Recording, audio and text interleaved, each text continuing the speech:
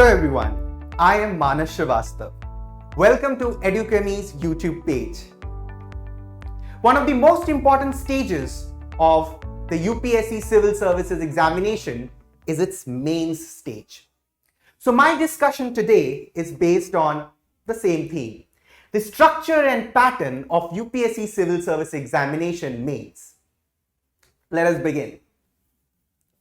As you all know that the examination pattern of UPSC Civil Service examination consists of three stages: prelims, mains, interview and personality test. Today, my focus is going to be in discussing the mains exam pattern and structure. So let us know a little bit about the mains examination pattern. The UPSC exam pattern for the main stage consists of 9 papers, which is conducted over 5 to 7 days.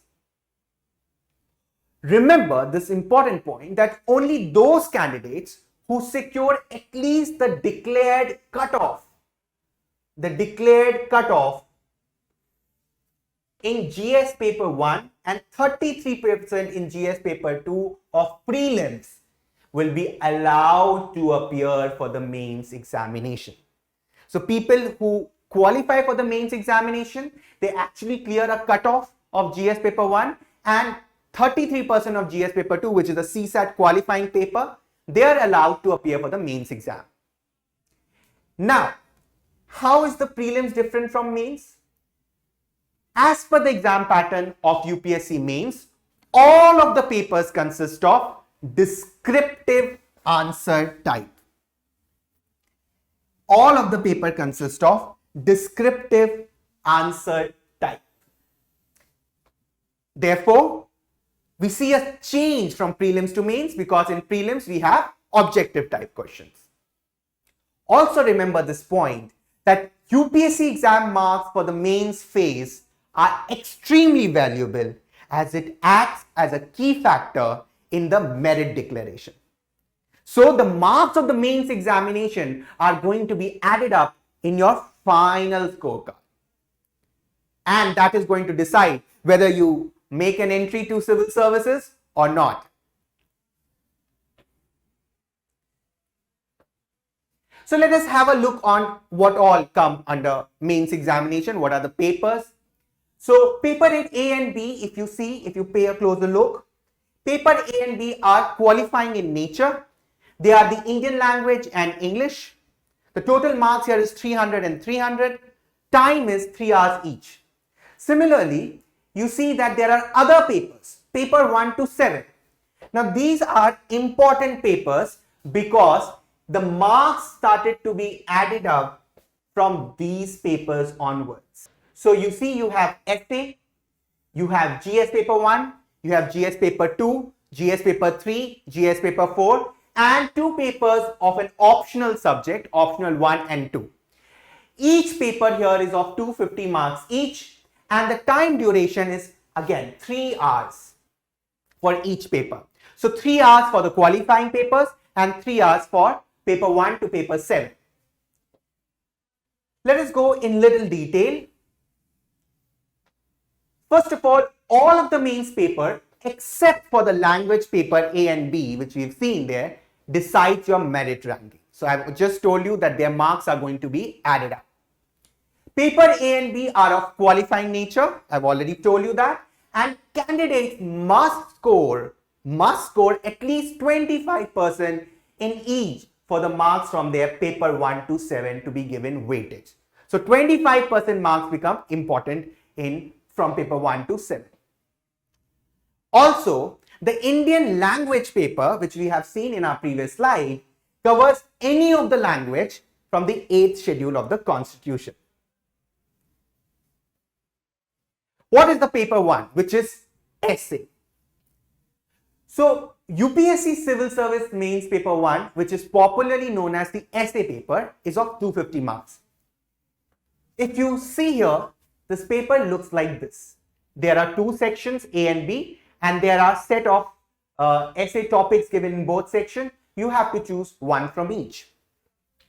So candidates may be required to write essay on multiple topics. they will be expected to keep closely to the subject of the essay, to arrange their ideas in orderly fashion and write concisely. Credit will be given for effective and exact expression. Then you have GS paper 1, which is Indian heritage and culture, history and geography of the world and society.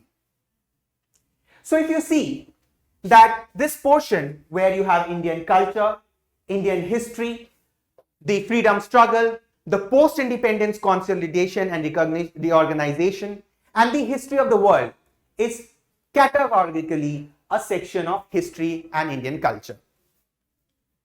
Similarly, if you come here in this section, again GS paper 1, you have salient features of Indian society, diversity, role of women, globalization, empowerment, communalism, regionalism. This is basically area of society. So earlier the section was of history. This is the section of society. Then you have the geography section here, where you have world physicals geography, distribution of key natural resources, important geographical phenomena, etc. So you have this area which covers the geography part. So all this comes under GS paper 1. Now let's come to GS paper 2. GS paper 2 is governance, constitution, polity, social justice and IR. So various subtopics of this paper concerns with this heading. For example, Indian constitution, functional responsibility of the union and states, separation of powers between various organs, Indian constitution comparison with other constitution, parliament and legislature. All these topics is related to your polity and constitution. Then you have salient features of RPA. You have appointment of constitutional posts, constitutional bodies, various other bodies which can be statutory, regulatory, government policies, development processes where you have the role of NGOs, SHGs. All these things are related to the topic of governance.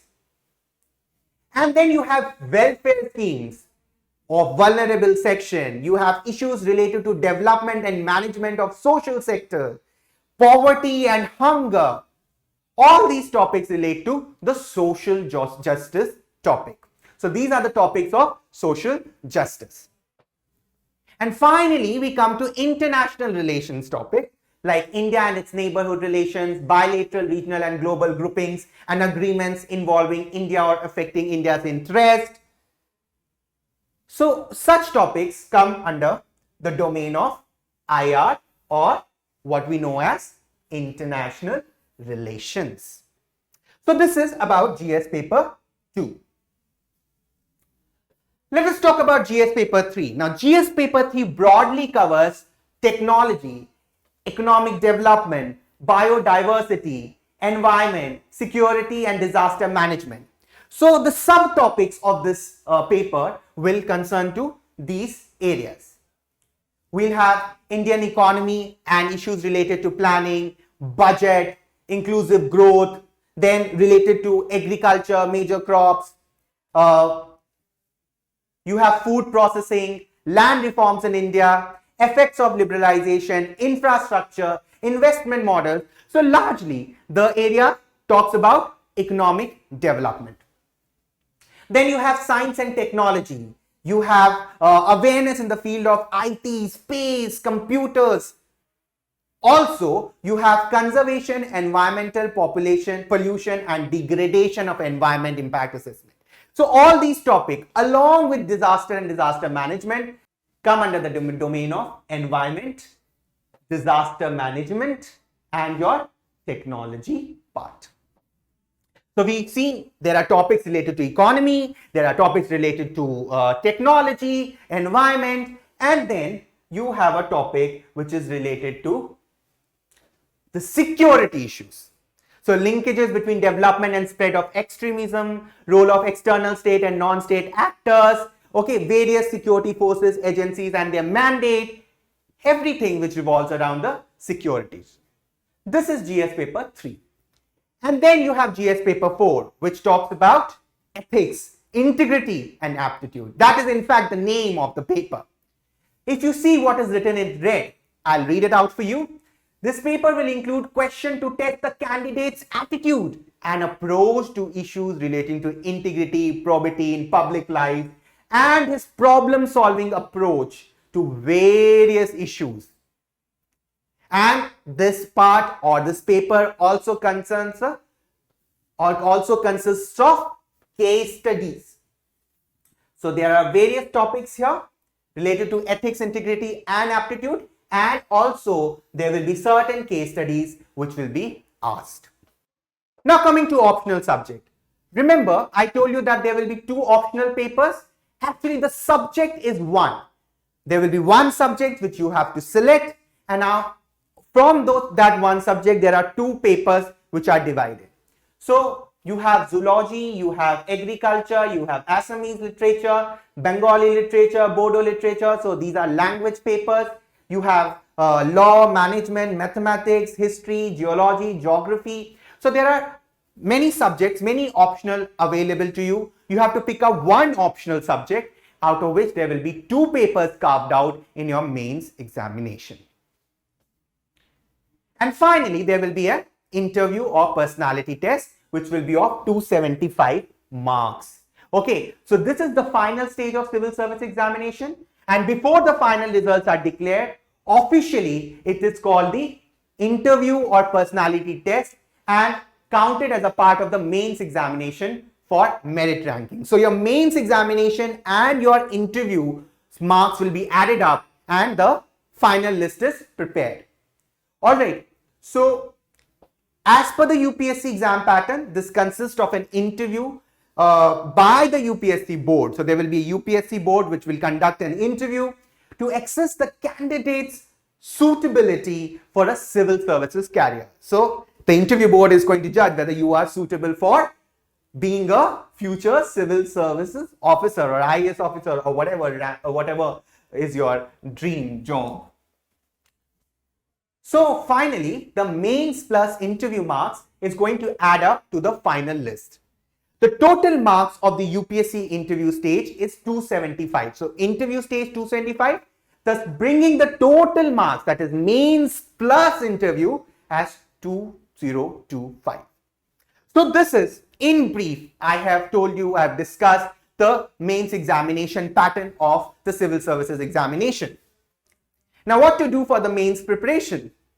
Well, Edukemy, for example, has a program for you which is known as the MSP program popularly. It is the GS Main Supportive Program. It's already ongoing. It's from October to December. We have already done certain videos of the MSP. You can always view it later. So this is a very smart approach of attempting the mains examination preparation, where each week, each subject, 30 odd questions are discussed, and in that process, smartly and in a very quick manner, it helps you to prepare for the mains examination. So if you see history, society, geography, polity, IR, economy, science and tech, ethics, all the papers, all the topics, all the subtopics are covered and discussed in a very smart manner. So if you want to join the MSP, you are most welcome. It's already ongoing and you can take an advantage of being a student of Edukemy's MSP program. That's all for today. I hope you found this discussion beneficial. Don't forget to subscribe, like, and hit the bell icon so that you remain updated with what all we are doing here and stay on the right track of your UPSC preparation. Thank you very much. See you again.